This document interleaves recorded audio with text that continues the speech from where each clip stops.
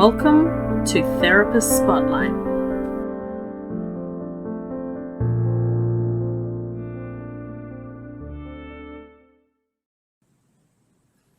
Hello everybody, and welcome to Anchor's Therapist Spotlight, the podcast where we aim to showcase our wonderful members to the wider community. I'm your host, Joshua Brooks, and tonight with us we have Dominique Salemi. Dominique is a clinical nutritionist who specialises in skin care and likes to work from the inside outwards. So I think this is going to be an excellent conversation. Dominique, how are you today? Good, thank you. How are you? I'm doing really well. So, first questions. What got you into natural therapies?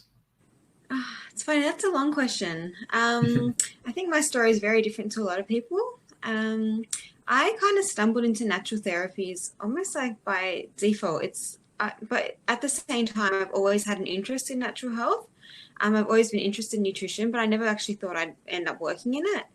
It was more my own journey from my background's in like dermal therapy. So I working with skincare and just doing a lot of skin treatments for a while. And it was after seeing a lot of clients in clinic, despite going through, good quality skincare, going through in-clinic treatments and actually using like cosmeceutical grades and actual clinical grade treatments, having good results, but yet eventually just getting rebound, either acne or the breakouts or even pigmentation that would come up again.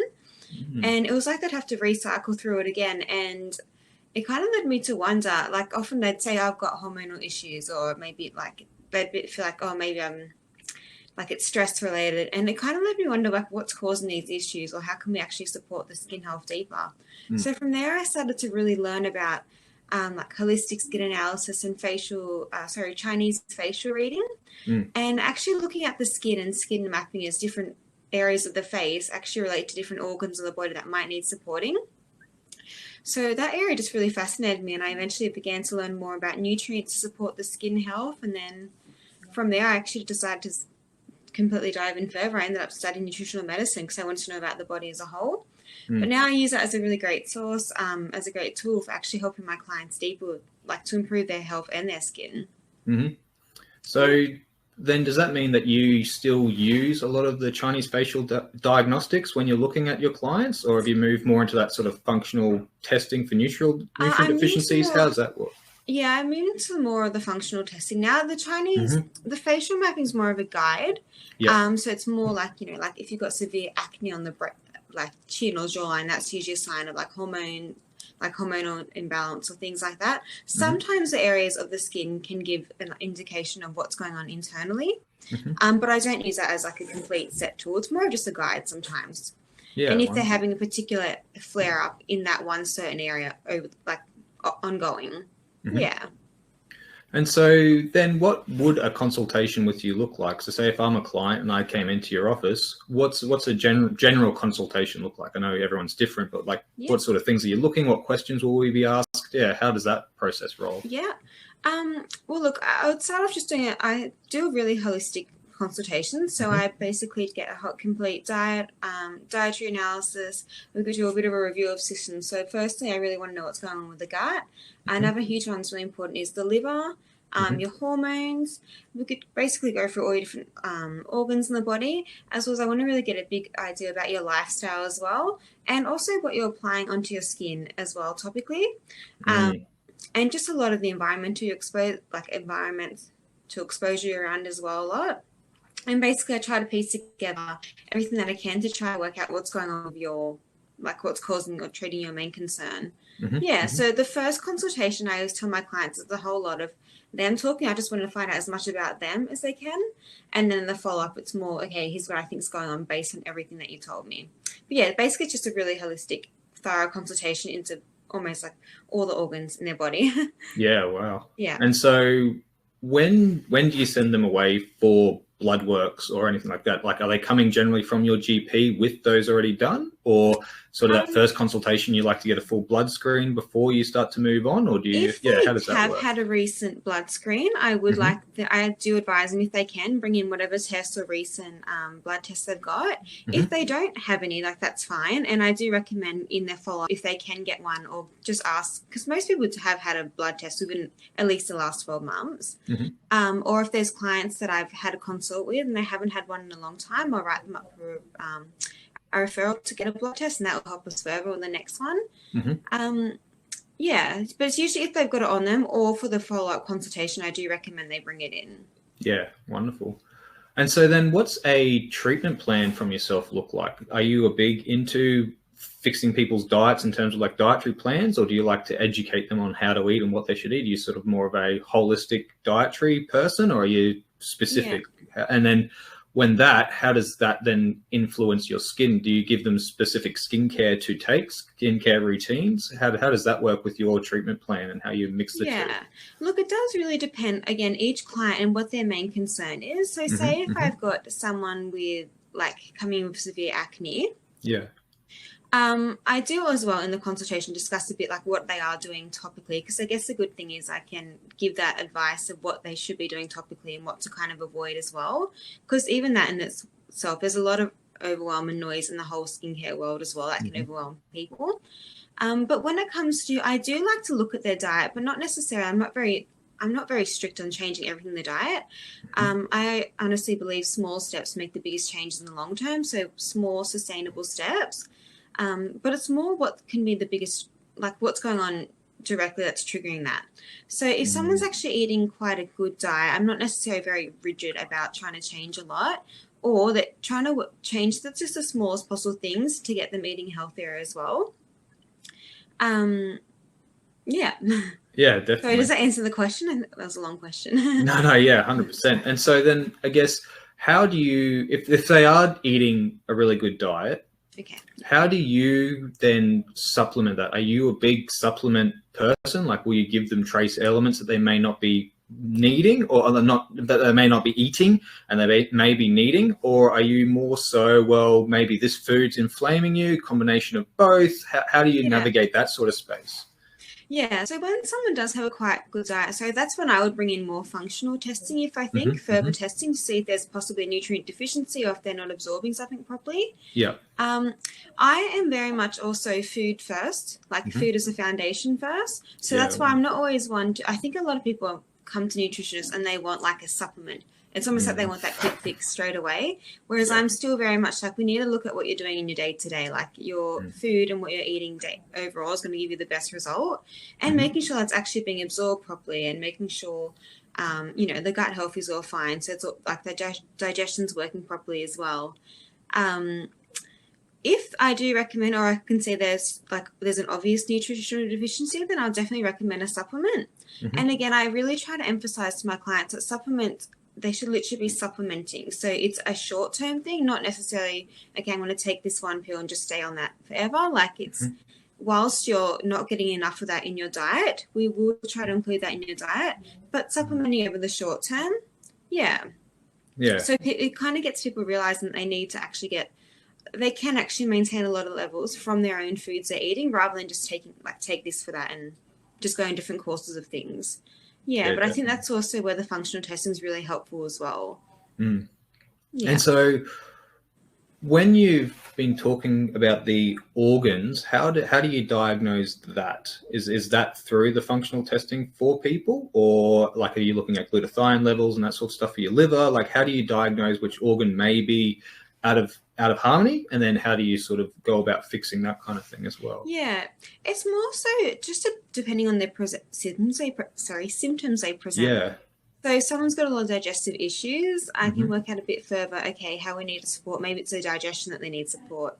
Or I'll ask a lot about, like, particularly when it comes to like things like acne, it's a lot of it is hormonal related as well, particularly when you've got it in people past their teenage years, like later 20s, 30s, they're still struggling with acne. I usually have to ask a lot more just about their menstrual cycle as well. And then that usually does relate a lot more to their liver. But if they're not giving off obvious symptoms of something being out of balance, I think that's where functional testing is really important. Particularly things like like a hormone panel test, a serum hormone test as well. Yeah, or even your blood test as well can actually still show a lot for that.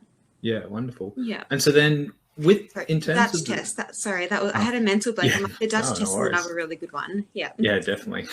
It's hard when it's all sort of in your face. Yeah. So then how So then how do you go about doing that? Are you big into like cleanses? Are you big into like chelation diets and getting heavy metals out?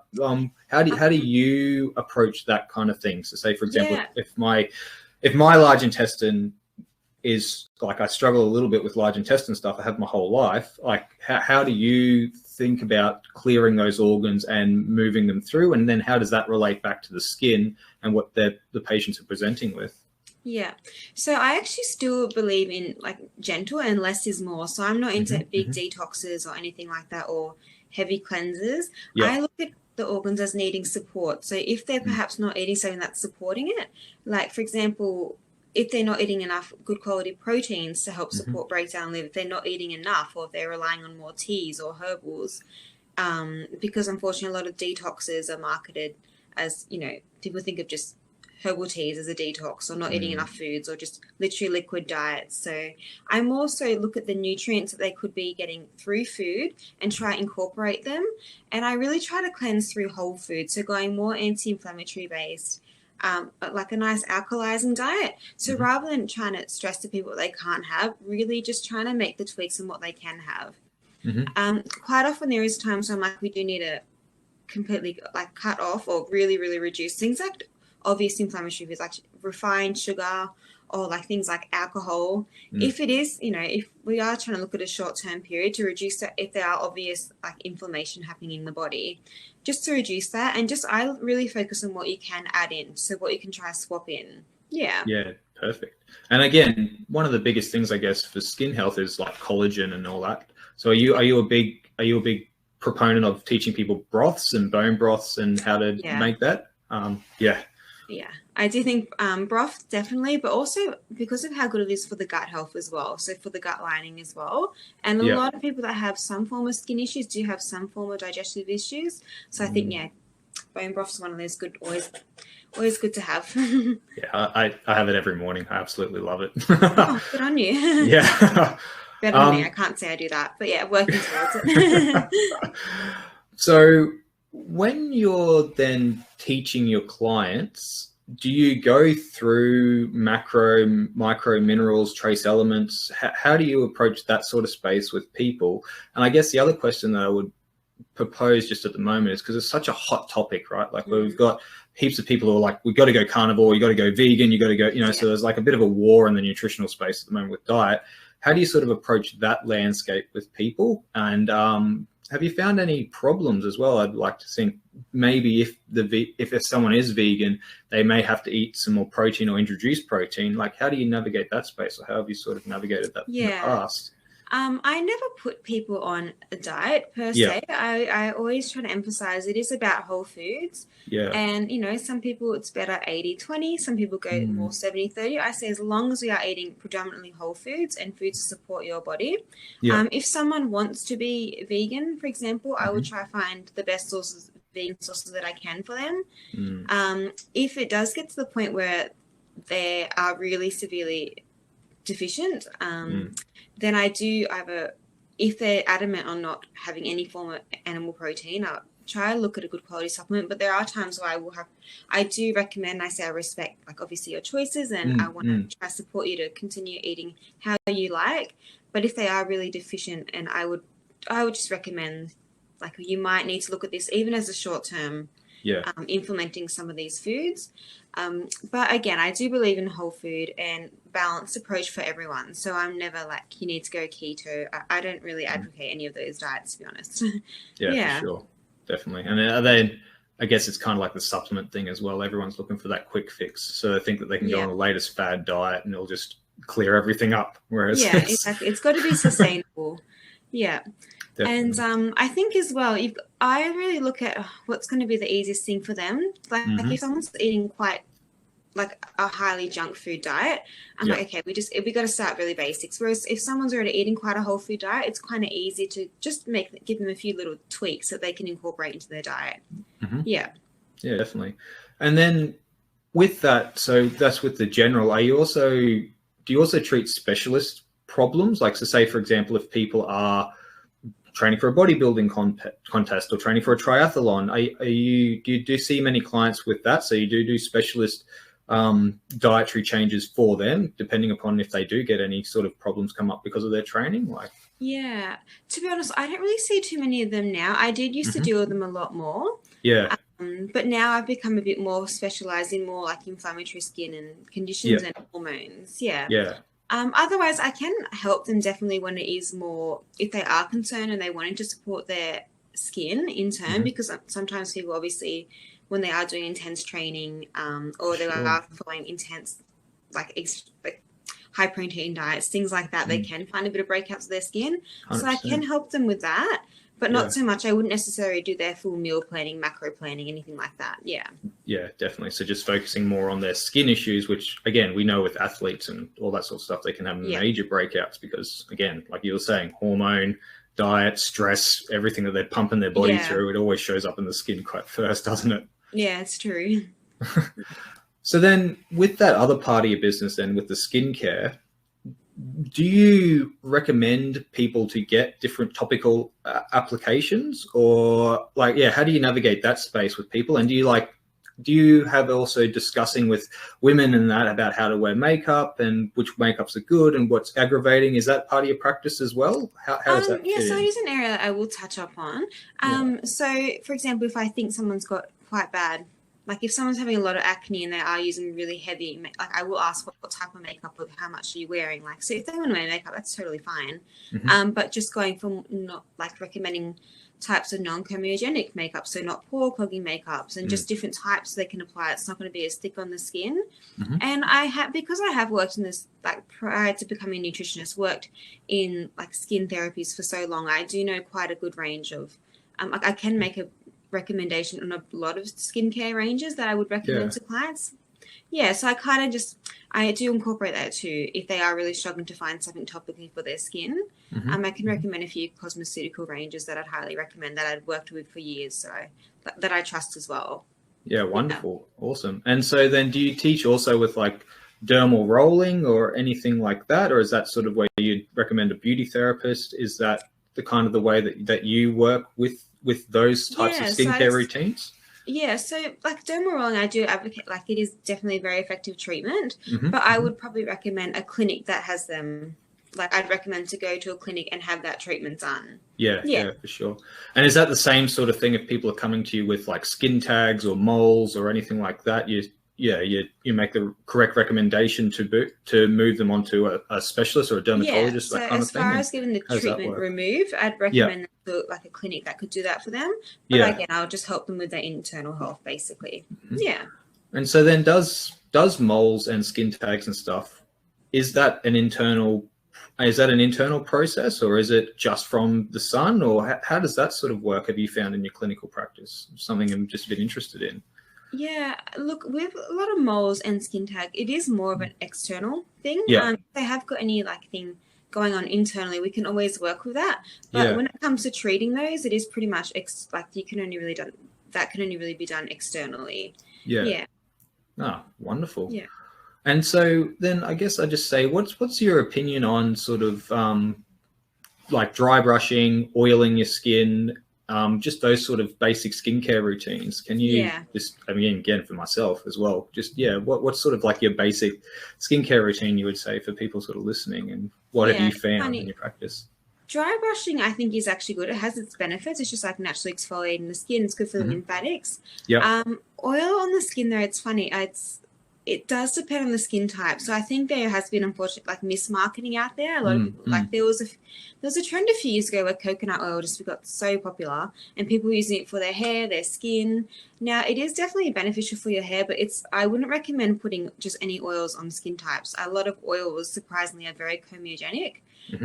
So for people that are trying to use things like, coconut oil on their skin, it's nice and hydrating, but for very few skin types, a lot of skin types, it's actually going to be really pore clogging as well. So I think if you want to do those natural as treatment, maybe like once a week or once a fortnight or so, that's fine. But I to be honest, wouldn't recommend them daily, not for every skin type. Because I know a lot of people do want to go into the more natural, which I do understand, but sometimes a lot of oils are actually really thick and pore clogging. Yeah, definitely. And so is that something that you can talk clients through as well, like what their skin type is, what their sort of that skincare routine would be if oils aren't necessarily the best sort of option for them? Is that what you do as well when you're chatting to people? Yeah, if people still feel like they are really struggling with their skin and they are making topical good changes internally and they are finding benefits, they've still got those few struggles in the skin, then I do make further recommendations. Okay, what further topical support can we look at? Yeah. Or what they might be using in their routine at the moment that may not be helping them right now. Mm-hmm. And then do you also give, I guess, recommendations on essential oils that people can use on their skin? How do you navigate that sort of space as well with the sort of essential oil explosion that we've sort of had? Yeah. Look, essential oils, I do think it's more each to their own, but to be honest, I haven't actually had a lot of clients that come to see me that have been using essential oils on their skin and want to stick to that. Yeah. It's more, I think if that's someone's personal preference, they're welcome to. But again, I'd look at the oil, I'd look at the carrier oil that they are using currently and just to see if it would be best for their skin as well. Yeah. Yeah. Perfect. And I guess as well with your skincare, do you do allergen testing yourself, or is that something that you would sort of push out to another clinic, then get that results and then be able to talk through with your clients about? Do you delve into that world with your clients at all? If I do think there is a potential allergy, I can definitely make a recommendation to go, like a referral to go get the allergy test. But I think you can more so tell once we've done a bit of a dietary analysis, a diet diary, and even if they need to follow a bit of a symptom diary, to see if they do find when they take out certain foods, if they're still having those reactions or if they still get these flare-ups of certain foods. So I think you can still tell a lot with someone's diet. It's more if we have taken out foods or we've added in foods and we're still getting these same reactions, then I'd recommend, okay, we can probably do an allergy test, and I would refer them on to have that done. Yeah, perfect. Yeah. Well, no worries. Well, thank you so much, Dominique. We really, really appreciate you coming on. Thank you. Yeah. Where can people find you? Where's your clinic located? Are you just telehealth, or do you do telehealth and both? Yeah. So how do people contact you? Yeah. Where do they get in touch? Yeah, well, the best place to get in touch with my website, it's www.skinnutritionco.com.au. So I do telehealth and Skype consultations. And also if they want to go to Instagram, it's skinnutritionco skinnutrition_co.com. Sorry, I'm all tongue-tied this morning. Yeah, no worries. It's perfect. Excellent. Well, everybody out there, if you're looking for some really holistic skincare, please look up Dominique and send her a message. Just from the Therapist Spotlight team, we'd like to thank you so much for coming on. It's been a wonderful interview. And for everybody else out there, have a great day, and we'll catch you all next time. See ya.